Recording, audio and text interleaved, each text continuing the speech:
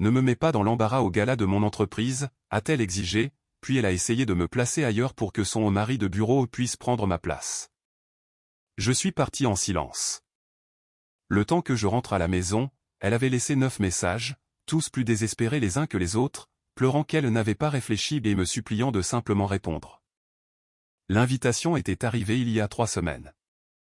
Gala d'entreprise, tenue de soirée exigée, conjoint encouragé à venir. Ma femme l'a mentionné une seule fois avec le même enthousiasme que la plupart des gens réservent à un rendez-vous chez le dentiste. Puis, 2 jours avant l'événement, elle m'a fait asseoir à la table de la cuisine. Son ordinateur portable était ouvert, montrant les plans de table et les listes d'invités. « Il faut que tu comprennes à quel point c'est important », a-t-elle dit. Pas de bonjour, pas de préambule. Ce gala est l'endroit où les partenariats se forment, où les carrières progressent. Je comprends, ai-je dit. Grande soirée pour toi. Pour nous, a-t-elle corrigé, mais ses yeux sont restés fixés sur l'écran. S'il te plaît, ne me mets pas dans l'embarras. Ce sont des professionnels sérieux. Aie des conversations légères. Ne parle pas de tes histoires de travail. Et surtout, ne commande pas plus de 2 verres. J'ai refermé la porte du réfrigérateur que je tenais ouverte. Te mettre dans l'embarras. Tu sais ce que je veux dire. Elle a cliqué sur quelque chose à l'écran. L'année dernière, au cocktail des fêtes, tu as passé 20 minutes à parler de pêche avec Evan de la comptabilité. Personne ne veut t'entendre parler de pêche. C'est Evan qui a lancé le sujet. Il m'a quand même posé la question. Malgré tout, elle a fermé l'ordinateur portable. Cette année, essaie juste de te fondre dans la masse. D'accord ? J'aurais dû le remarquer à ce moment-là. La façon dont elle a dit te fondre dans la masse, comme si j'étais une tâche qu'elle devait cacher. La nuit du gala, je portais le costume qu'elle avait choisi. Bleu marine, rien de tape à accent grave-l'œil. Elle portait une robe qui coûtait probablement plus cher que la mensualité de mon camion, vert foncé avec une sorte de drapé qui avait l'air élégant et professionnel. Elle s'est regardée dans le miroir 4 fois avant que nous partions. Le lieu était en centre-ville, un de ces hôtels historiques avec des lustres et des colonnes de marbre. Le voiturier a pris la voiture. À l'intérieur, la salle de bal scintillait avec exactement le genre d'atmosphère sophistiquée dont elle n'arrêtait pas de parler. Elle a attrapé une coupe de champagne d'un serveur qui passait avant même que nous ayons franchi l'entrée. « Voilà Donald », a-t-elle dit, nous dirigeant vers un groupe de personnes près du bar. C'est le directeur principal dont je t'ai parlé. Je ne me souvenais pas qu'elle ait mentionné quelqu'un du nom de Donald, mais j'ai suivi. Les présentations se sont bien passées. Poignée de main, petite conversation sur le lieu. J'ai mentionné que l'architecture était impressionnante, ce qui m'a valu des hochements de tête polis. Ma femme a ri à la blague de Donald sur les rapports trimestriels, lui touchant brièvement le bras.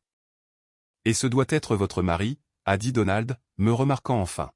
« Oui », a-t-elle dit. Pas de nom, pas de présentation, juste la confirmation de mon existence. « C'est un plaisir », ai-je dit en tendant la main. De même. Votre femme ici est absolument brillante. Elle a sauvé nos 3 derniers projets d'un désastre complet. Elle est douée dans ce qu'elle fait, ai-je convenu. Ma femme a souri, mais quelque chose dans sa posture a changé, comme si elle s'éloignait déjà de moi. Nous devrions trouver nos places, a-t-elle dit en consultant son téléphone. Le dîner commence bientôt. Le plan de table était affiché sur des chevalets près de l'entrée de la salle de bal. Elle s'en est approchée, a parcouru la disposition et sa mâchoire s'est crispée. Un problème, ai-je demandé. Non, ça va.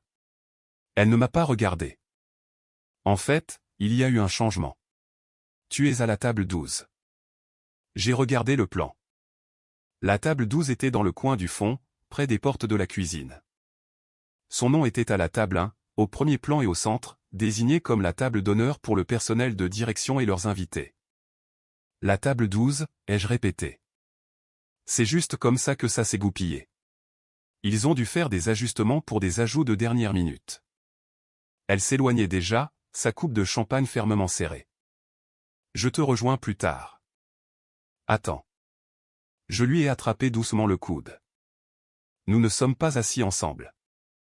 C'est un placement imposé. Sa voix a baissé. S'il te plaît, ne rends pas les choses difficiles. Je ne rends rien difficile. Je demande pourquoi ma place a été déplacée au fond pendant que tu es devant.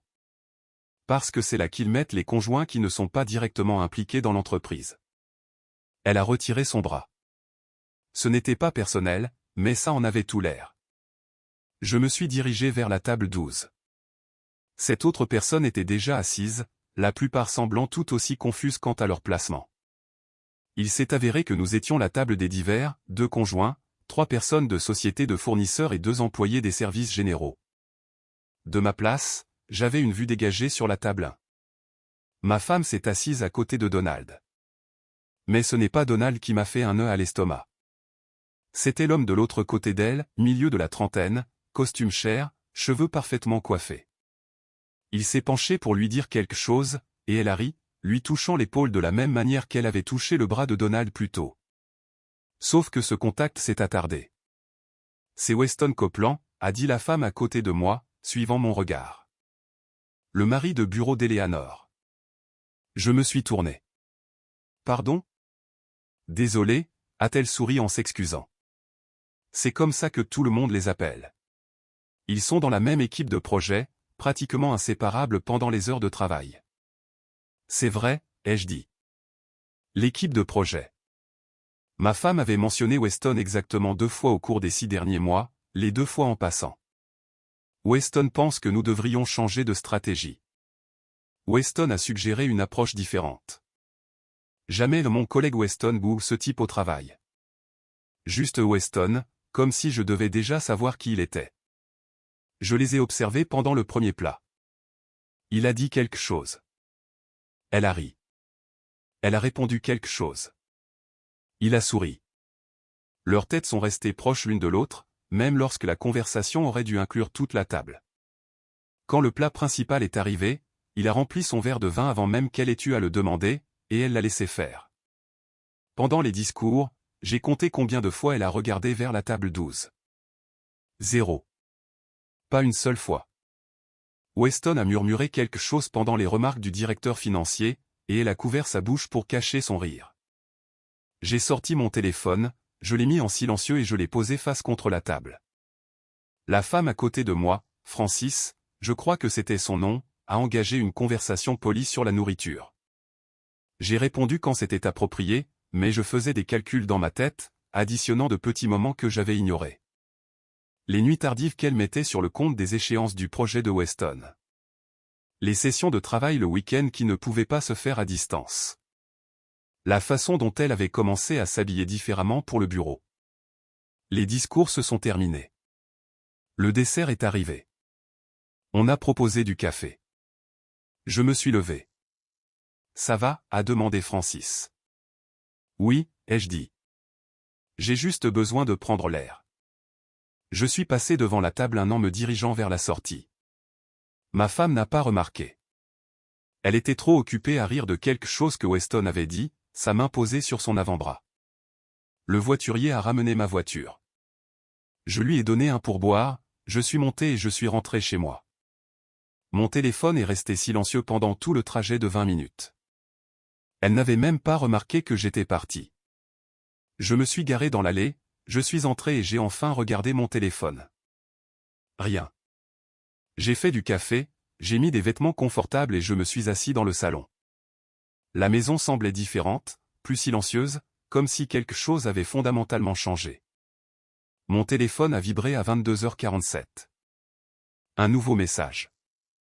J'ai reposé le téléphone sans le lire et j'ai pris une autre gorgée de café. Il a vibré encore, et encore, et encore. À 23h15, j'avais 9 messages non lus. Je n'en ai ouvert aucun. Le café a refroidi pendant que je fixais les notifications sur l'écran de mon téléphone. 9 messages. 9 tentatives de me joindre après qu'elle ait enfin remarqué que j'avais disparu. J'ai pris le téléphone et j'ai ouvert les messages. Autant voir à quoi ressemblait la panique sous forme de texte. Message 1, 22h47, où es-tu? Simple, direct. Pas encore d'inquiétude, juste la confusion que je ne sois pas là où elle s'attendait à ce que je sois. Message 2, 22h52, ton téléphone est allumé. Je vois que tu as lu ce message. Réponds-moi. Exigeante. Ça collait. Elle était habituée à des réponses immédiates. Message 3, 23h01, les gens demandent où tu es passé. C'est embarrassant. La voilà. Pas inquiète pour moi. Inquiète des apparences, de ce que les gens pensaient. De la façon dont mon absence se reflétait sur elle. Message 4, 23h08, d'accord, je comprends. Tu es contrarié pour l'histoire du placement. Pouvons-nous s'il te plaît en parler comme des adultes? Elle est histoire du placement. Comme si c'était le seul problème, comme si j'avais fait un caprice pour des chaises assignées et que j'étais parti en claquant la porte. Message 5, 23h15, je commence à m'inquiéter maintenant. S'il te plaît, dis-moi juste que tu vas bien. Le changement de ton commençait. La colère se fondant en inquiétude, ou du moins en une performance d'inquiétude. Message 6, 23h23, je ne pensais pas que tu partirais vraiment. C'était vraiment immature, mais je suis désolé si je t'ai contrarié. Peux-tu s'il te plaît m'appeler? Des excuses sous condition. Désolé si elle m'avait contrarié. Pas désolé pour ce qu'elle avait fait. Désolé pour ma réaction. Message 7, 23h31, Weston a demandé où tu étais passé. Je ne savais pas quoi lui dire. Tout le monde me dévisage maintenant. S'il te plaît. Weston. Bien sûr, Weston a demandé. Il se sentait probablement coupable d'être assis à ma place toute la nuit. Ou peut-être qu'il ne se sentait pas coupable du tout. Message 8, 23h44, je pars maintenant. Je rentre à la maison. Nous devons en parler. Tu ne peux pas simplement fuir les problèmes. Fuir les problèmes. Cet effort de café, venant de quelqu'un qui fuyait une conversation honnête sur notre mariage depuis des mois. Message 9, 23h58, je suis tellement désolé. J'ai tout gâché. J'aurais dû me battre pour que nous soyons assis ensemble. J'aurais dû te présenter correctement à tout le monde. J'étais tellement concentré sur le fait de faire la bonne impression et j'ai oublié ce qui compte vraiment. S'il te plaît, ne me rejette pas. J'ai peur. Et voilà, le dernier message. Celui qui mettait le paquet. Reconnaissance de la faute, expression de la peur, la combinaison exacte de mots conçus pour me faire répondre. J'ai de nouveau posé le téléphone. Le truc avec les schémas, c'est qu'une fois qu'on les voit, on ne peut plus les ignorer. Et ce schéma se développait depuis des mois. Il y a 6 mois, elle a arrêté de me demander comment s'était passée ma journée. Simplement arrêté. Je rentrais à la maison, je commençais à lui raconter quelque chose qui s'était passé, et elle m'interrompait avec des histoires de travail, sur les présentations qu'elle avait réussies, sur les stratégies que Weston l'avait aidé à développer, sur les louanges de Donald pour son initiative. Il y a 4 mois, elle a commencé à planifier des sessions de travail le week-end. Il fallait prendre de l'avance sur le projet, il fallait revoir des documents, il fallait se préparer pour les réunions du lundi. Sauf qu'elle ne ramenait jamais de travail à la maison. Toujours des réunions au bureau, toujours avec Weston. Il y a 3 mois, elle a acheté de nouveaux vêtements. Une mise à niveau de sa garde-robe professionnelle, comme elle l'appelait. Des coupes plus ajustées, de meilleure qualité. Elle m'a demandé mon avis une seule fois, a semblé déçue de ma réponse et n'a plus jamais demandé.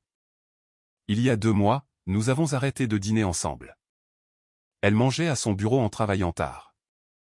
Je mangeais seul à la table de la cuisine. Quand j'ai suggéré que nous devions nous reconnecter, elle a dit que j'étais trop en demande. Il y a 1 mois, elle m'a dit que je la freinais.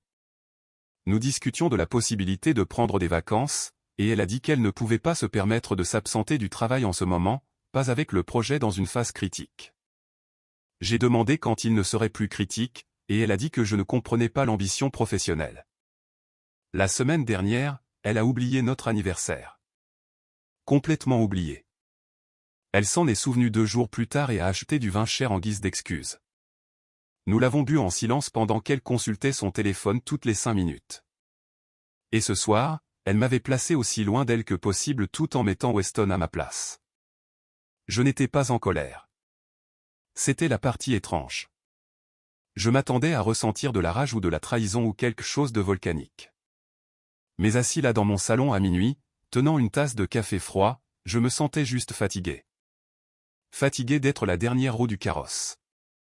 Fatigué de rivaliser avec sa carrière pour un respect de base. Fatigué d'être présenté comme mon mari avec le même enthousiasme que les gens utilisent pour mon dentiste.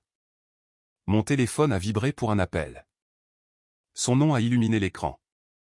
Je l'ai regardé sonner jusqu'à ce qu'il tombe sur la messagerie vocale. Il a sonné de nouveau immédiatement.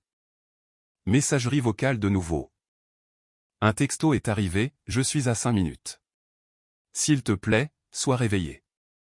J'étais réveillé, mais je n'étais pas sûr de vouloir avoir cette conversation ce soir, ni jamais. Le fait est que j'avais déjà pris ma décision.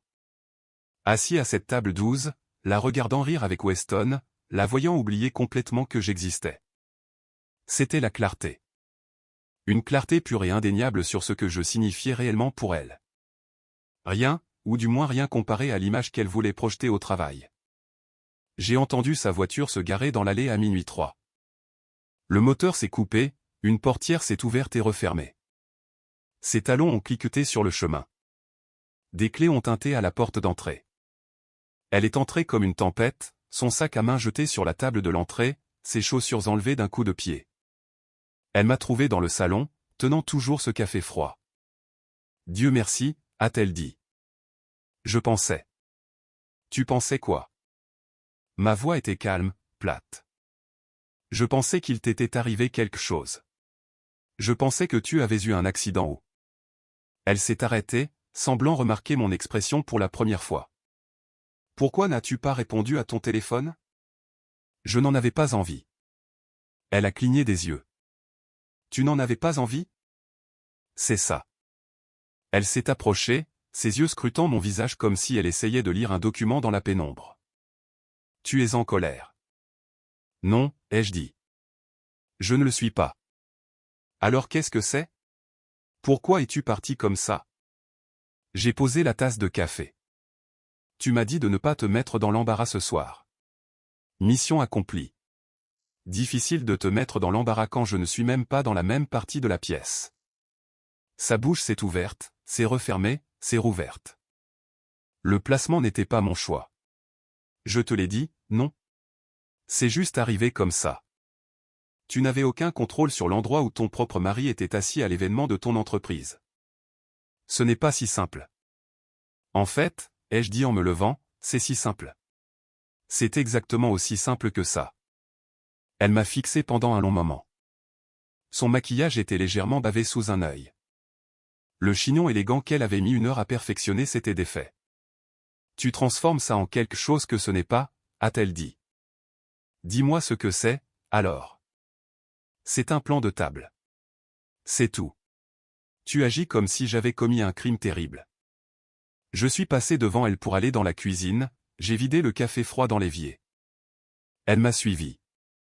Les gens demandaient après toi, a-t-elle dit, ils demandaient où tu étais passé.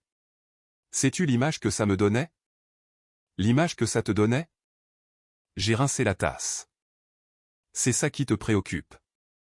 Oui. Non. Je veux dire. Elle a pressé ses doigts contre ses tempes. Tu ne comprends pas comment c'est dans cet environnement. Tout est une question d'apparence. Tout est une question de perception. Et la perception que tu voulais, c'était que je n'existais pas. Ce n'est pas juste. Je me suis tourné pour lui faire face. Tu m'as placé à une table avec des fournisseurs et du personnel des services généraux pendant que tu étais assise au premier rang avec Weston Copeland.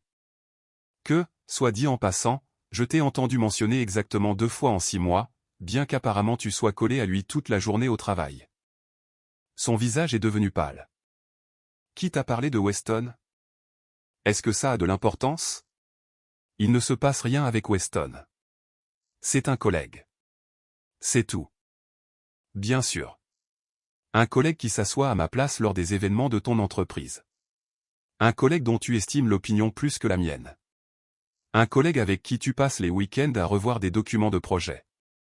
C'est du travail, a-t-elle lancé sèchement. Tu ne comprendrais pas parce que tu n'as pas le même genre de pression professionnelle que moi. La voilà. La carte qu'elle jouait toujours quand elle était acculée. Mon travail n'était pas assez important. Ma carrière n'était pas assez ambitieuse. Mon monde professionnel ne comptait pas. Tu as raison, ai-je dit doucement. Je ne comprends pas comment quelqu'un peut donner la priorité aux apparences plutôt qu'à son propre mariage. Elle a tressailli. Je n'ai donné la priorité à rien d'autre qu'à notre mariage. C'est quand notre anniversaire? Quoi? Notre anniversaire. Quel jour? Elle a ouvert la bouche, l'a refermée. Ses yeux ont filé vers la gauche, calculant.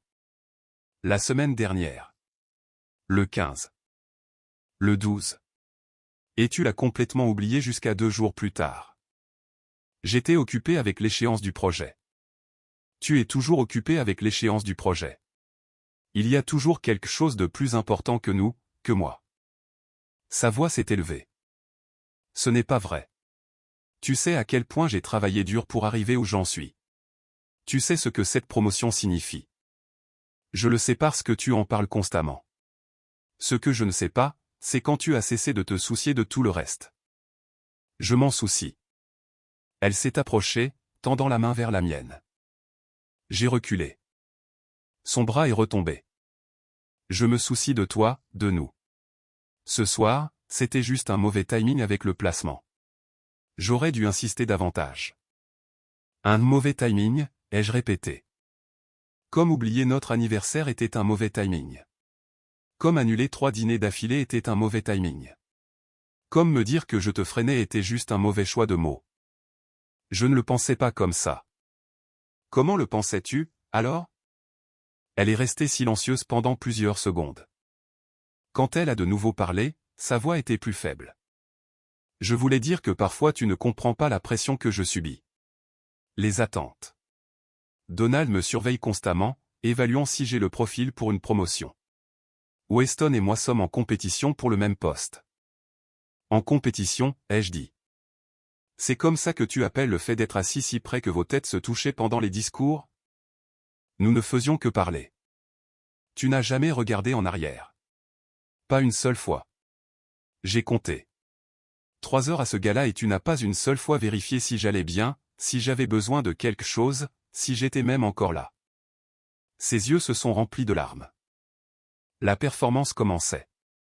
Je suis désolé. J'ai été prise dans des conversations et j'ai perdu la notion du temps. Ça ne veut pas dire que je ne me soucie pas de toi. Tu as fait réassigner ma place pour que Weston puisse s'asseoir à côté de toi.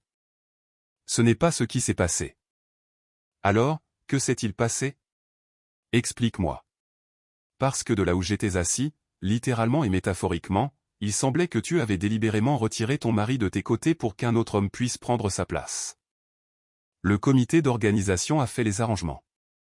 J'ai eu mon mot à dire mais pas la décision finale. Et quand ils t'ont communiqué les arrangements, qu'as-tu fait? Silence. Leur as-tu demandé de corriger ça? Leur as-tu dit que ton mari devrait être assis avec toi? Ou as-tu simplement accepté parce qu'avoir Weston à côté de toi était plus pratique? Plus de silence. C'est bien ce que je pensais. Elle a essuyé ses yeux, étalant son mascara. Tu déformes tout, tu me fais passer pour une personne horrible alors que tout ce que j'ai fait, c'est assister à un événement professionnel. Tu m'as dit de ne pas te mettre dans l'embarras. Ce sont tes mots exacts. Ne pas te mettre dans l'embarras, comme si j'étais un boulet que tu dois gérer au lieu de ton mari. J'étais juste nerveuse. Tu sais à quel point cet événement était important. Plus important que moi, apparemment. Arrête de dire ça. Sa voix s'est brisée. Tu es cruel. Je suis honnête. Il y a une différence. Elle s'est affalée sur une des chaises de la cuisine, la tête dans les mains. Qu'est-ce que tu attends de moi? Que puis-je faire pour arranger ça? Je ne sais pas si tu le peux.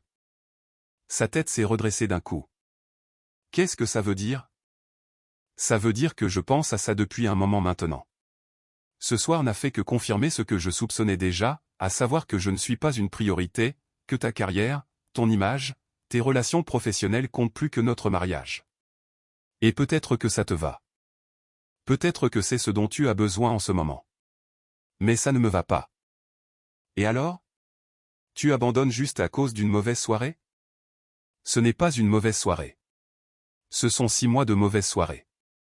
C'est une année où tu te désengages lentement de ce mariage pendant que j'essayais de me convaincre que c'était temporaire. Qu'une fois le projet terminé, une fois la promotion obtenue, une fois que les choses se calmeraient, tu reviendrais. Je suis là. Non, ai-je dit. Tu n'es pas là. Tu n'es plus là depuis longtemps. Elle s'est levée, traversant la distance qui nous séparait. S'il te plaît, parlons-en juste demain quand nous serons tous les deux plus calmes. Quand nous aurons eu le temps de digérer. Qu'y a-t-il à digérer? Tu as fait ton choix ce soir. Tu as choisi l'apparence des choses plutôt que ce qu'elles sont réellement. Ça me dit tout ce que j'ai besoin de savoir. J'ai mal choisi. Je l'admets. Mais tout le monde fait des erreurs. Ce n'était pas une erreur. Les erreurs sont des accidents. C'était une décision. Tu as décidé que Weston était de meilleure compagnie que moi. Tu as décidé que l'opinion de tes collègues comptait plus que ton mariage. Tu as décidé que j'étais quelque chose à cacher au lieu de quelqu'un à tes côtés. Des larmes coulaient maintenant sur son visage. Je ne l'ai pas vu comme ça. Je te jure que non. C'est ça le problème. Tu n'y as pas pensé du tout. Tu n'as pas pensé à moi. Dis-moi quoi faire. Dis-moi comment arranger ça. Je l'ai regardée, cette femme que j'avais épousée il y a 3 ans, cette étrangère qu'elle était devenue. Je ne pense pas que tu le puisses, ai-je dit. Pas ce soir, en tout cas. Qu'est-ce que ça veut dire? Ça veut dire que j'ai besoin d'espace. Ça veut dire que je dois déterminer si ce mariage vaut la peine d'être sauvé ou si nous ne faisons que retarder l'inévitable. Ne dis pas ça. Pourquoi pas? C'est la vérité. Elle a attrapé mon bras. S'il te plaît, n'abandonne pas. S'il te plaît, je ferai mieux. Je ferai des changements. Ne pars pas. J'ai doucement retiré sa main. Tu es parti il y a des mois. Tu n'as juste pas quitté la maison. Je suis monté dans la chambre, j'ai pris un oreiller et une couverture dans le placard. Qu'est-ce que tu fais? A-t-elle crié derrière moi. Je dors dans la chambre d'amis. Non, s'il te plaît, ne fais pas ça. Mais je fermais déjà la porte. Le lendemain matin, je me suis réveillé avec l'odeur du café et des pancakes. Elle essayait. Je devais au moins lui accorder ça. Je suis descendu et je l'ai trouvée en pantalon de yoga et avec un de mes vieux t-shirts d'université. Les cheveux attachés, pas de maquillage. La version d'elle que je connaissais. La version qui me semblait être une étrangère maintenant. J'ai préparé le petit déjeuner, a-t-elle dit en désignant la table. 2 assiettes, du beurre, du sirop, des fruits frais. Merci. Nous nous sommes assis. Elle me regardait comme si elle attendait quelque chose. La permission de parler, peut-être. Ou un pardon qu'elle n'avait pas mérité. Je me suis mise en arrêt maladie aujourd'hui, a-t-elle dit. Je me suis dit qu'on pourrait parler. Régler les choses. Tu ne te mets jamais en arrêt maladie. Je sais, mais c'est plus important. J'ai coupé dans les pancakes. Ils étaient bons. Elle avait toujours été douée pour les petits gestes. C'était avec les grands qu'elle avait du mal. J'ai réfléchi toute la nuit, a-t-elle continué, à ce que tu as dit, à la façon dont je t'ai traité. Et tu as raison. J'ai fait passer le travail en premier. Je t'ai pris pour acquis. D'accord. Elle a cligné des yeux. D'accord? C'est tout ce que tu as à dire? Qu'est-ce que tu veux que je dise? Que reconnaître le problème le résout? Non, mais... Elle a poussé la nourriture dans son assiette. Je veux que tu saches que je t'entends. Je comprends maintenant. Vraiment? Oui. J'ai été tellement concentré sur le fait de faire mes preuves au travail que j'ai arrêté de prêter attention à ce qui compte. À toi. À nous.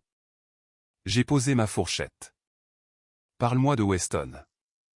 Son visage est devenu soigneusement impassible. Quoi à son sujet? Tout. Comment vous vous êtes rencontrés? Comment vous avez commencé à travailler ensemble? Quelle est votre relation réelle? Elle a pris une profonde inspiration. On nous a assignés à la même équipe de projet il y a 8 mois. Il est bon dans ce qu'il fait. Stratégique, soucieux du détail. Nous travaillons bien ensemble. 8 mois. Tu travailles en étroite collaboration avec lui depuis 8 mois et tu ne l'as mentionné que 2 fois. Je ne pensais pas que c'était pertinent. Tu ne pensais pas que ton mari de bureau était une information pertinente? Elle a rougi. Qui l'a appelé comme ça? Est-ce que ça a de l'importance? Est-ce exact? C'est une blague. C'est comme ça que les gens appellent les collègues qui travaillent beaucoup ensemble. D'accord. Alors, quand tu as passé samedi dernier au bureau à revoir des documents, c'était avec Weston? Une hésitation. Oui. Et le week-end d'avant? Oui. Et les nuits tardives? Les dîners que tu sautes parce que tu travailles pendant le déjeuner et que tu restes tard? La plupart, oui. Mais c'est juste du travail. Nous essayons de décrocher un client majeur. La présentation est le mois prochain. Sait-il que tu es marié? Bien sûr qu'il le sait. Sait-il que j'existe en tant que plus qu'un concept? As-tu déjà parlé de moi? Lui as-tu montré des photos? Mentionné les projets que nous avons? Son silence répondait à tout. C'est bien ce que je pensais. Tu as créé toute une vie séparée au travail où je n'existe pas, où tu peux être cette professionnelle ambitieuse sans le fardeau d'un mari. Et Weston s'intègre parfaitement dans cette vie. Ce n'est pas vrai. Alors pourquoi a-t-il demandé où j'étais passé hier soir? Pourquoi s'en souciait-il? Elle m'a suivi jusqu'à l'évier. Parce que les gens se posaient des questions. Parce que c'était évident que tu étais parti et que j'étais contrarié. Ou parce qu'il se sentait coupable d'être assis à ma place toute la nuit. Parce que même lui savait que c'était mal. Il ne s'est rien passé avec Weston. Rien de physique. Nous n'avons jamais franchi aucune ligne. On n'a pas besoin de coucher avec quelqu'un pour trahir son mariage. Il suffit de le rendre plus important que son conjoint. Et c'est exactement ce que tu as fait. Non. Si. Chaque nuit tardive, chaque session de week-end, chaque conversation où tu t'illumines en parlant de ces idées mais que tu m'écoutes à peine quand je parle de ma journée. Chaque fois que tu donnes la priorité à son opinion sur la mienne. Elle pleurait de nouveau. Je ne le voyais pas de cette façon. Je pensais que j'étais juste professionnel, que je construisais une carrière. À quel prix? Je ne sais pas, a-t-elle murmuré. Honnêtement, je ne sais pas. Mon téléphone a vibré. Un texto de mon frère, ça va? Maman a dit que tu avais l'air bizarre hier. J'avais oublié que je devais appeler ma mère. A ajouté à la liste des choses qui m'avaient échappé pendant que je gérais ça. Je dois passer quelques appels, ai-je dit. Des choses de travail? Un samedi? Certains d'entre nous n'ont pas le luxe de se mettre en arrêt maladie quand la vie se complique. C'était un coup bas, je le savais. Mais j'en avais assez de faire attention à ses sentiments alors qu'elle avait été négligente avec les miens pendant des mois. Pendant les jours qui ont suivi, nous avons existé dans la même maison comme des colocataires polis. Elle n'arrêtait pas d'essayer d'engager la conversation, de proposer de préparer le dîner, de regarder un film, de faire une promenade. J'ai accepté certaines offres, en ai décliné d'autres.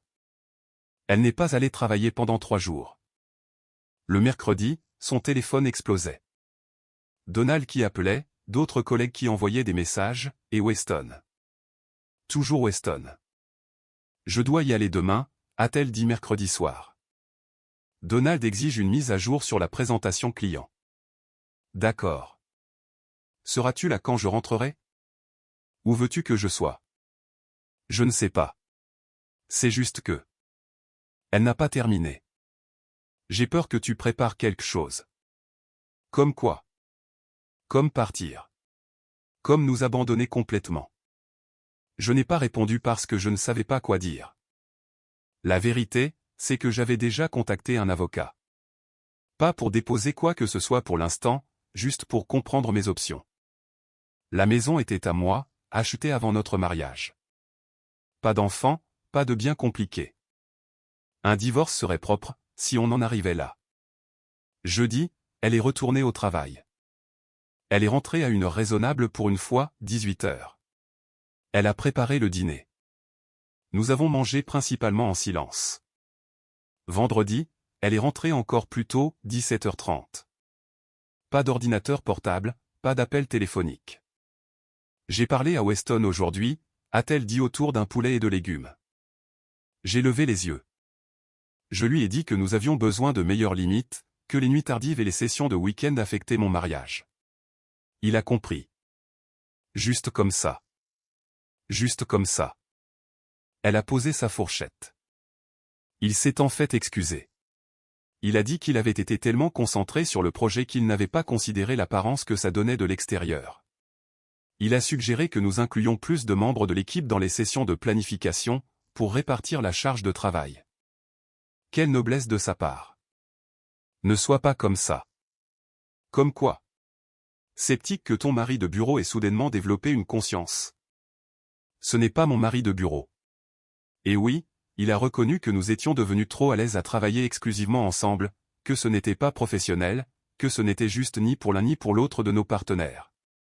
Il a une partenaire? Une petite amie. Ils sont ensemble depuis 2 ans.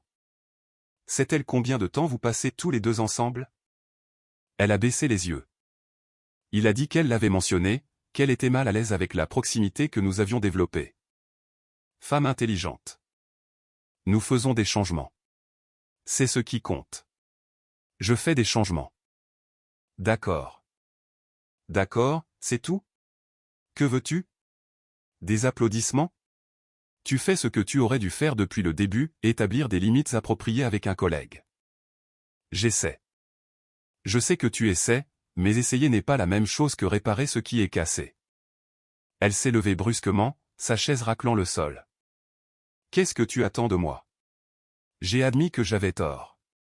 Je me suis excusé. J'ai fait des changements au travail. Que puis-je faire de plus? Je ne sais pas, ai-je dit honnêtement. Je ne sais sincèrement pas s'il y a quelque chose qui puisse arranger ça. Alors c'est tout. Tu as déjà décidé que c'était fini entre nous. J'ai décidé que les actions comptent plus que les mots. Et pendant des mois, tes actions m'ont montré exactement où je me situe dans tes priorités. Les excuses n'effacent pas ce schéma. Les schémas peuvent changer. Vraiment? Ou est-ce que les gens deviennent juste meilleurs pour les cacher? 2 semaines plus tard, elle est rentrée tôt, le visage pâle, les mains tremblantes. Que s'est-il passé, ai-je demandé. Elle a laissé tomber son sac près de la porte. Il y a eu un incident au travail. J'ai attendu. Weston a fait des avances à Kelly de la finance au happy hour du bureau hier soir, devant tout le monde. Et elle l'a signalé. Elle a dit qu'il était inapproprié depuis des semaines, qu'il faisait des commentaires, qu'il se tenait trop près. Il a dit au RH qu'il pensait que les limites étaient plus flexibles ici, que d'après la façon dont les choses se passaient avec moi, il avait supposé que la culture du lieu de travail était plus décontractée en ce qui concerne les relations. J'ai posé mon café. Il t'a blâmé. Pas directement, mais les RH m'ont convoqué aujourd'hui. Ils m'ont posé des questions sur notre relation de travail, s'il y avait eu quelque chose d'inapproprié, si j'avais encouragé son comportement. Qu'est-ce que tu leur as dit? La vérité. Que nous travaillions en étroite collaboration, mais qu'il ne s'était rien passé. Que je suis marié. Que je ne lui ai jamais donné la moindre indication qu'il y avait quelque chose entre nous. T'ont-ils cru? Elle s'est affalée sur le canapé. Je ne sais pas, Donald était dans la réunion. Il avait l'air déçu, comme si je l'avais laissé tomber. Et la promotion? Ils la mettent en attente, dans l'attente de l'enquête. Ils doivent s'assurer qu'il n'y a pas eu de conflit d'intérêt ou de favoritisme dans l'attribution de nos projets. J'aurais dû ressentir de la satisfaction, de la justification même, mais je me sentais juste fatigué. Kelly est venue me voir après, a-t-elle continué. Elle a dit qu'elle nous avait observés, Weston et moi, au gala. Elle a dit que la façon dont nous interagissions lui avait fait penser qu'il était disponible, qu'il semblait célibataire d'après la façon dont j'agissais avec lui. Elle n'a pas tort. Je sais. Sa voix s'est brisée. Je le sais maintenant. J'ai créé cette situation. Je l'ai laissé penser que les limites n'avaient pas d'importance.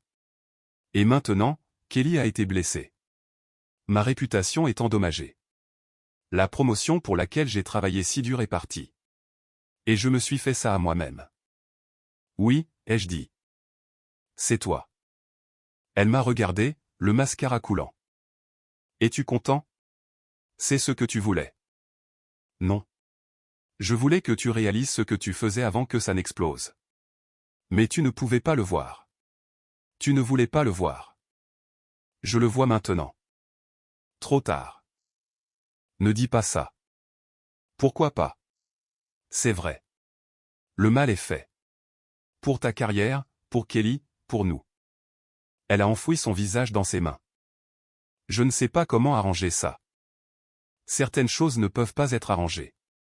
Parfois, il faut juste vivre avec les conséquences. Mon téléphone a vibré. Un texto de l'avocat. Les papiers étaient prêts quand je le voudrais. J'ai regardé ma femme pleurer sur le canapé, les décombres de ce que nous étions. Je suis désolé, a-t-elle murmuré. Je sais que tu le hais, mais désolé ne suffit pas. Les papiers du divorce sont arrivés un mardi matin. Elle vivait toujours dans la maison, dormant dans la chambre d'amis, essayant de prouver qu'elle pouvait changer. Je les lui ai tendus pendant le petit déjeuner. Elle a fixé l'enveloppe. Tu es sérieux? Oui. Mais j'ai tout fait correctement.